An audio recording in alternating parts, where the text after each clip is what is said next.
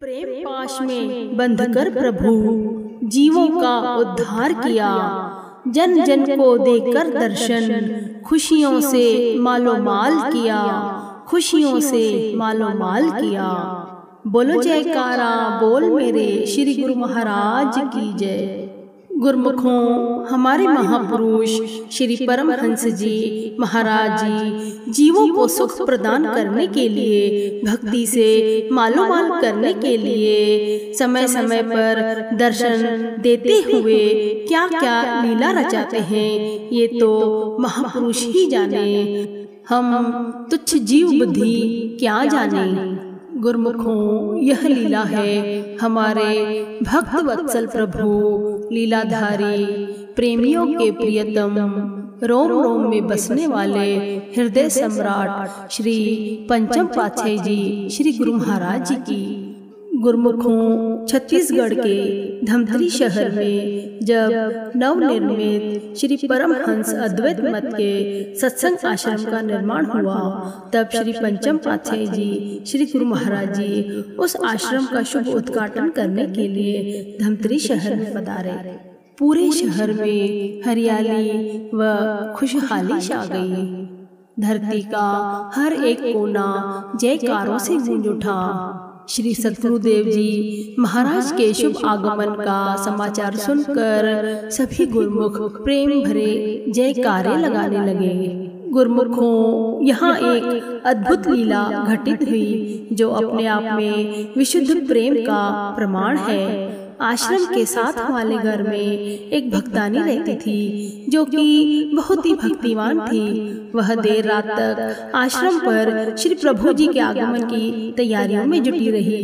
दिल में बस यही एक उमंग थी कि कल भोर होते ही महाप्रभु जी के दर्शन पाकर अपने नैनों की तृषा को शांत करूंगी।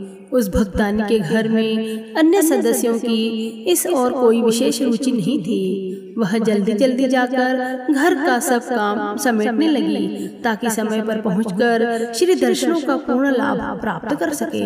लेकिन संयोग की बात, उसका पति किसी कारणवश बाहर गया तो दरवाजे को ताला लगा गया। उधर श्री प्रभु जी की कार मधुर हॉर्न बजाती हुई आश्रम पर पहुंच गई। वह भक्तानी मायूस होकर घर के अंदर ही रह गई। सोचने लगी कि क्या मैं श्री दर्शन नहीं कर पाऊंगी। साथ ही आश्रम में से हर्ष भरे जयकारों की आवाज सुनकर उसका मन विह्वल होने लगा। काफी समय तक पूरा ध्यान केंद्रित करने पर भी जब आगे कुछ स्पष्ट सुनाई न दिया तो दिल में अपार पीड़ा लिए हुए मुझे मन से उसने परिवार के नाश्ते के लिए सिगड़ी जलाई। उसका धुआं निकलने के लिए पहले तो बाहर गली में ले जाकर रख देती, लेकिन दरवाजा बंद होने के कारण बाहर गली में तो रखने जा न सकी। ऊपर छत पर रखने चली गई। छत पर खड़े खड़े बाकी का कार्यक्रम सुनते हुए कैसे समय व्यतीत हो गया उस भक्तानी को कुछ पता ही नहीं चला। गुरमुखों, महाप्रभु जी प्रेमियों के लिए क्या क्या लीलाएं रचते हैं, यह तो श्री महापुरुष ही जाने। उनकी भक्त वत्सलता का कोई अनुमान भी नहीं लगा सकता। सच्चा दिलबर दिल की जानता है। उनसे किसी का प्रेम व पीड़ा छिपी नहीं रह सकती।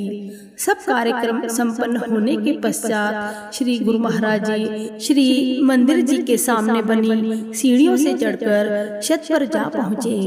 यह सब देखकर हैरान थे कि महाप्रभु जी एकदम ऊपर छत पर क्यों गए हैं। उधर वह भक्तानी भी अभी छत पर ही खड़ी थी। जैसे ही उसकी दृष्टि सामने गई तो देखकर हक्की बक्की रह गई। यह क्या? जिनका ध्यान हृदय में बसाई बैठी थी वे त्रिलोकीनाथ भगवान उसके सम्मुख खड़े मुस्कुरा रहे थे। हृदय की वेदना खुशी में बदल गई। आंखें प्रेमाश्रुओं की झड़ी लगाने लगी। महाप्रभु जी इतनी दयालुता बरसाएंगे, इतनी कृपा करेंगे, उसने कभी सोचा भी न था। अति मधुर स्वर में श्री गुरु महाराज जी ने पूछा कि रो क्यों रही हो? अब तो दर्शन हो गए हैं। प्रेम विभोर हो वह शुक्राना तक न कर पाई। वाणी मूक हो गई, मुंह से कुछ शब्द ही नहीं निकल रहे थे। उसे खूब निहाल कर श्री गुरु महाराज जी वापस नीचे आ गए। गुरुमुखों महापुरुषों की जीवों पर बड़ी दया है, जो भक्ति की सच्ची दौलत बख्शने के लिए भक्ति के साधन जुटाए। प्रेमी संस्कारी जीवों के लिए भक्ति और सेवा की दात बख्शी। संसारी लोग जिनके संस्कार नहीं है, उन्हें इस चीज की समझ नहीं होती। जो पुण्य संस्कारी रूहें हैं, जिन्हें सत्पुरुषों की संगति मिल गई है, वे ही यहाँ आकर रूहानी लाभ उठाती है। गुरुमुखों महापुरुषों का प्रेम तो अकथनीय है, उनकी जितनी महिमा गाई जाए उतनी कम है। सद्गुरु के प्रेम का वर्णन करते हुए सहजो बाई कहती है, प्रेम दीवाने जो भये मन भयो चकनाचूर, छके रहे घूमत रहे सहजो देख हजूर। अर्थात जो व्यक्ति ईश्वरीय प्रेम के दीवाने हो जाते हैं, उनके मन की सांसारिक इच्छाएं कामनाएं एकदम चूर चूर हो जाती हैं। ऐसे लोग सदा आनंद से तृप्त रहते हैं तथा संसार में घूमते हुए परमात्मा का साक्षात्कार कर लेते हैं। गुरुमुखों, हम जैसे भाग्यशाली गुरुमुखों को तो वक्त के संत सत्पुरुषों की संगति प्राप्त हो गई है, जिन्होंने सब साधन भी सुलभ बना दिए हैं। जो भी इन साधनों का पालन करते हैं, वे अपना सभी लोग परलोक संवार लेते हैं तथा अपने जीवन को धन्य धन्य बना लेते हैं। जहाँ भजन बंदगी करके सत्पुरुषों की प्रसन्नता को प्राप्त कर सकते हैं। गुरुमुखों, संत चरणदास जी भी अपनी वाणी में यही वर्णन करते हैं, बलिहारी गुरु आपने तन मन सदके जाओ, जीव ब्रह्मा शिल में कियो, पाई भूली ठाव। अर्थात जो सेवक अपने सद्गुरु की अपार कृपा और अनंत उपकारों के आगे नतमस्तक हो अपना तन मन न्योछावर करते हैं, वे ही गुरुमुख, वे ही सज्जन इस